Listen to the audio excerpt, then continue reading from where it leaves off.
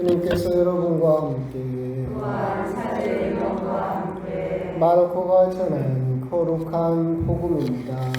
주님 영광 받으소서.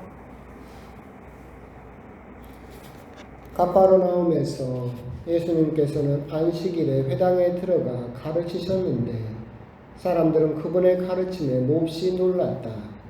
그분께서 율법학자들과 달리 권위를 가지고 가르치셨기 때문이다. 마침 그 회당에 더러운 영이 들린 사람이 있었는데 그가 소리를 지르며 말하였다. 나자렛 사람 예수님, 당신께서 저희와 무슨 상관이 있습니까? 저희를 멸망시키러 오셨습니까? 저는 당신이 누구신지 압니다. 당신은 하느님의 거룩하신 분이십니다. 예수님께서 그에게 조용히 하여라. 그 사람에게서 나가라 하고 꾸짖으시니 더러운 영은 그 사람에게 경련을 일으켜 놓고 큰 소리를 지르며 나갔다. 그러자 사람들이 모두 놀라 이게 어찌된 일이냐. 새롭고 권위 있는 가르침이다. 저희가 더러운 영들에게 명령하니 그것들도 복종하는구나 하며 서로 물어보았다. 그리하여 그분의 소문이 곧바로 갈릴레아 주변 모든 지방에 두루 퍼져나갔다. 주님의 말씀입니다. 그리스도님 참여합니다. 참 예수님,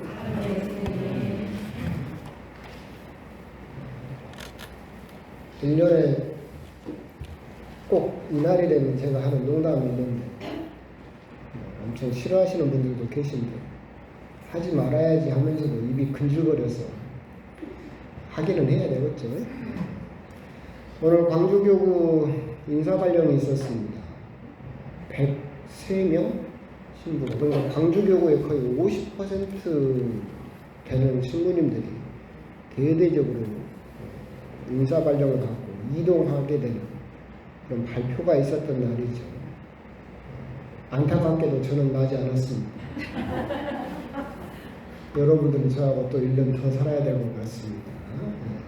이런 농담을 하면 또 우리 어머니부터 싫어해서 엄청 싫어하시는데 이렇게 야구를 올려야 저도 좀 재밌고 그래서 항상 하는데 하여튼 또 대대적으로 또 새로운 또 신부로 살면서 참 그러더라고요. 몇 년 살다가 새로운 환경 또 새로운 사람으로 바뀌게 되면 굉장히 좀 스트레스 받고 힘들고 적응하느라고 참 어려운데 또 그렇게 변화를 겪게 되는 광주교구의 50%나 되는 신부님들께 화이팅이라고 이게 참 제가 웃으면서 이렇게 말을 할 수 있는 이유는 내일은 아니니까 내일 아니니까 하여튼 새로운 소임지에서도 또 그렇게 하나님 말씀 예수님 말씀 전달하시면서 새로운 또 기쁨, 행복들을 꾸려가셨으면 좋겠다라는 생각이 듭니다.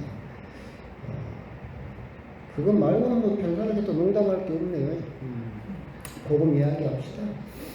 이제 연중 시기가 되었고 어제가 예수님 세례 축일이었습니다. 그러니까 그 전날에는 공연 대축일이었는데 하루 만에 예수님이 30살이 되셨어요. 그래가지고 세례 대축일을 지내면서 세례 축일을 지내면서 예수님의 공생활이 시작되었고 그래서 연중 시기가 시작되었습니다. 오늘 여러분들이 마주한 복음은 마르코 복음입니다. 이제 저하고 한 3년, 4년 그때쯤은 외울 수 있겠죠. 복음서는 4가지마다 각기 뭐 비슷한 내용을 적고 있는 것 같고 특히 공관복음 마테오, 마르코, 루카는 같은 내용을 이야기하고 있는 것처럼 보이지만 그렇지 않다라고 말씀을 드렸었고 그 각 복음서마다 구도는 비슷할지언정 전하고자 하는 예수님의 모습은 각기 다른 이야기를 서로 차이가 나는 이야기를 하고 있다라고 말씀을 드렸었는데 그 중에서 마르코 복음은 이제 복음서 중에서는 가장 먼저 쓰인 복음서이기도 하지만 또 가장 짧기도 하죠. 하지만 마르코 복음의 가장 중요한 핵심 포인트는 마르코 복음에서 소개하려고 하는 예수님은 메시아 비밀이라는 이야기입니다. 무슨 말이냐라고 한다면 마르코 복음에서는 예수님이 그리스도이시고 하느님의 아들이시다라고 하는 것이 계속해서 감추어집니다. 그래서 오늘 복음에다 나오는 것처럼 조용히 하여라, 그 누구에게도 알리지 마라 라고 하는 것은 마르코 복음에서 계속해서 등장하는 문구입니다. 예수님의 말씀이고, 보통 그것은 메시아 비밀 사상, 즉 예수님께서 메시아이시다라고 하는 것이 함구되어진, 전해지지 않도록 하는 그런 비밀스러움이 유지되는 그런 모습이 마르코 복음에서 나오는데, 왜 그렇게 그런 비밀스럽게 예수님께서 그리스도이신 것을 비밀리에 하느냐라고 한다면 하이라이트를 위해서 그렇습니다. 이 예수님의 정체가 하이라이트처럼 뻥 터져서 그 예수님의 정체가 드러나는 것은 십자가 위에서 드러납니다. 백인대장의 입을 통해서 저분은 참으로 하느님의 아드님이셨구나 라고 하는 예수님의 정체가 이제 정식으로, 공식으로 드러나게 되고, 그 전까지는 비밀스럽게 유지가 되죠. 결국 마르코 복음에서 전하고자 하는 예수님은 그냥 우리가 일상에서 소소하게 전달되는 그런 예수님이 아니라 비밀스럽게 전달되지만 그 정체가 예수님의 십자가라고 하는 그 숙명적인 그 고난 앞에서 예수님의 정체가 드러나게 된다라고 하는 것, 그것을 위해서 계속해서 비밀이 유지되죠. 그래서 오늘 복음에서도 마르코 복음이고, 그래서 더러운 영이 들린 사람이 있었는데, 이 더러운 영은 예수님의 정체를 끊임없이 드러내려고 하고, 예수님께서는 함구하기를, 조용히 하도록 그렇게 명령하시는 그런 내용으로 또한 되어 있죠. 악령들이나 이런 더러운 영들이나 이런 악한 세력들이 계속해서 예수님의 정체를 드러내려고 하고 있고, 예수님은 그것을 막고 있죠. 이 더러운 영들이나 그 악령들이 예수님의 정체를 계속해서 드러내려고 하는 이유는 간단합니다. 예수님을 이 지상에다가 묶어두려고 하는 거죠. 그러니까 예수님이 하느님의 아드님이시고 순환받고 부활해서 모든 사람에게 영원토록 기려지는 그리스도로 남아서는 안 되고, 이 지상에다가 왕국을 세워서 그 부귀영화를 누리다가 사라져가기를 원하는 거죠. 옛날에도 말씀드렸다시피 우리 인류에는 정말 많은 나라들이 있었고, 수만 명의 왕과 황제들, 이름을 날리는 많은 사람들이 있었는데, 전 세계 사람들에게 물어봤을 때 전 세계 사람들이 공통적으로 기억하는 왕이 누가 있을까 물어보면 첫 번째가 알렉산더라고 했죠. 전 세계 사람들이 그래도 알렉산더라는 왕은 알아요. 여러분도 알죠. 두 번째가 아소카 왕이라고 그랬어요. 여기서부터 여러분 모르겠죠. 인도의 왕이었던, 불교를 전했던 왕이 있는데, 그러니까 벌써 수만 명의 왕이 이 세상을 거쳐갔지만 기억나는 왕은 거의 없죠. 제국을 세워봤자 1000년간은 제국이 있었어요? 거의 없었어요. 신라도 있다고 하지만 1000년 이상 유지되는 제국은 없었죠. 예수님을 이 지상에다 묶어놓을 수만 있으면 그 잊혀져가는 알렉산더나 무슨 아소카처럼 사람들 뇌리에서, 기억에서 사라져버리는 그런 왕으로 이 지상에다 묶어둘 수 있을 것이고, 그럼 예수님이라는 그 이름은 시간이 지나면 서서히 사라져버리겠죠. 그렇게 만들려고 끊임없이 예수님 정체를 드러내려고 세상 사람들에게 알려서 예수님의 왕국을 이 지상에다가 묶어두려고 계속해서 하고 있고, 그것을 예수님께서는 거부하시죠. 내 왕국은 이 지상에 있는 것이 아니다 라고 하시면서 이 지상에 묶여있기를 거부하시는 그 광경이 오늘 복음에 나오고 있다라고 하는 겁니다. 오늘 복음의 핵심은 권위에 있지만, 권위 이야기도 할까요?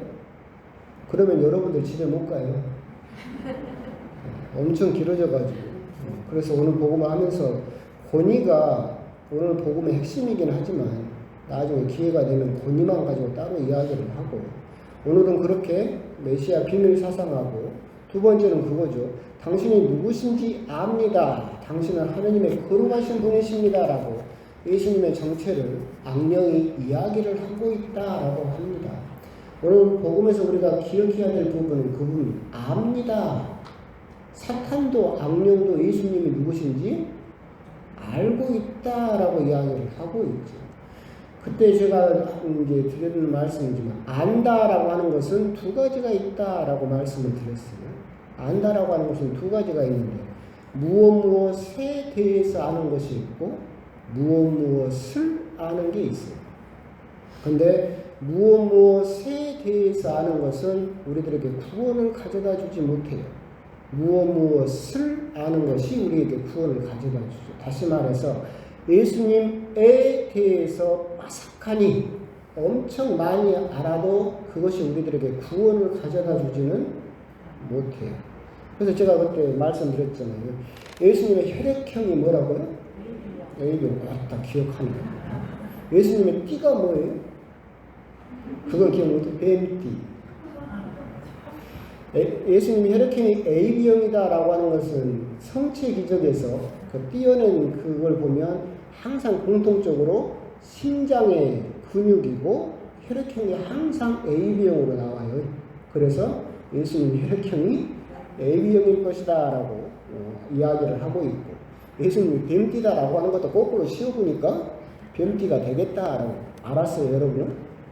몰랐어요. 그거 알면 구원받을 수 있어요? 그렇죠? 예수님에 대해서 정말로 라틴어나 히브리어나 히라거나 빠삭하게 안다라고 하더라도 그것이 우리들에게 구원을 가져다 주지는 못한다. 예수님에 대해서 너무나 많이 알고 있는 성경학자라든가 신학자들도 많지만 그 사람들이 예수님을 믿지는 않는 경우도 참으로 많다. 결국 안다라고 하는 것, 오늘 악령도 예수님에 대해서 알았죠. 하느님의 거룩하신 분이십니다 라고 하지만 그것이 우리들에게 구원을 가져다 주지는 못하는 것을 똑같이 알 수 있다. 그럼 우리들에게 구원을 가져다 주는 안다라고 하는 것은 뭐라겠어요? 예수님을 알아야 돼. 예수님을 알아. 그분에 대해서 아는 것이 아니라 그분을 알아야 된다. 그러니까 이 복음도 맨날 나오니까 저도 지겹긴 한데 또 이야기를 합니다. 대천성당 이 주임신부에 대해서 여러분들은 잘 알죠. 키도 크고 얼굴도 잘생기고 목소리도 좋고 성격은 비단결이고 그걸 잘 알아요. 내에 대해서 잘 알죠. 근데 저를 아는 사람은 이 중에 한 명밖에 없어요. 누구예요? 어머니밖에 없죠. 여러분은 일주일에 한 번 와가지고 저를 보니까 그냥 대충 보고 나에 대해서 알죠.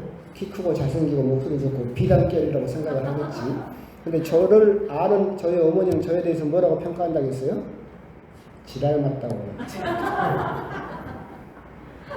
그러니까 똑같은 거예요. 우리들이 예수님에 대해서 아는 것은 건성으로 수박 거달기처럼 지나가도 알 수 있는 거예요. 하지만 예수님을 알려면 어머니가 저를 어떻게 알아요? 왜 알아요? 낳았으니까? 아니야. 살았으니까. 살아보니까 아는 거죠. 여러분도 여러분 남편에 대해서 알아요? 몰라요? 알아요. 남편을 알아요. 부인을 알아요. 왜 알아요? 살아보니까 알았다. 살아보니까. 그러니까 여러분도 방법은 하나뿐이에요. 예수님을 알려면 어떻게 하는 방법밖에 없어요? 그렇죠. 예수님하고 살아보면 알아요. 예수님에 대해서는 책 보면 알겠지만 예수님을 아는 방법은 예수님하고 살아보면 알아. 예수님하고 어떻게 살아요? 같이 살면 돼요. 어떻게 같이 살아요? 아침에 눈 뜨면 기도하고 밥 먹기 전에 기도하고 밥 먹고 나서 기도하고 일하기 전에 기도하고 일하고 나서 기도하고 잠자기 전에 기도하고 허구한 날 그렇게 하면요. 그것이 뭐예요? 예수님하고 사는 거죠. 그 삶을 계속해서 살다 보면 결국 우리는 예수님을 그분이 어떤 분이시구나. 예수님은 이런 분이시구나 라고 내 삶에서 체험하게 되죠. 그 체험이 여러분을 뭘로 이끌어줄 수 있다? 구원으로 이끌어줄 수 있다라고 하는 거죠. 오늘 악령은 예수님에 대해서 알고 있었어요. 그런데도 예수님은 항구를 명하셨고 그 악령이 예수님에 대해서 아무리 많이 알고 있다 하더라도 그 악령은 구원받지 못한다. 결국 우리 역시도 구원을 받고 싶은, 구원을 받을 수 있는 알미다라고 하는 것은 예수님을 알아야 되고 예수님을 알려면 예수님하고 같이 살아봐야 되고 같이 사는 방법은 미사 때만 살지 말고 성당 올 때만 살지 말고 매일의 삶 속에서 계속해서 예수님과 함께 살면 결국 예수님을 알게 되면 그 알미 여러분들을 구원으로 이끌어줄 수 있게 된다라고 하는 부분, 그런 부분에 대해서 한번 곰곰이 묵상을 해보셨으면 좋겠습니다. 아멘.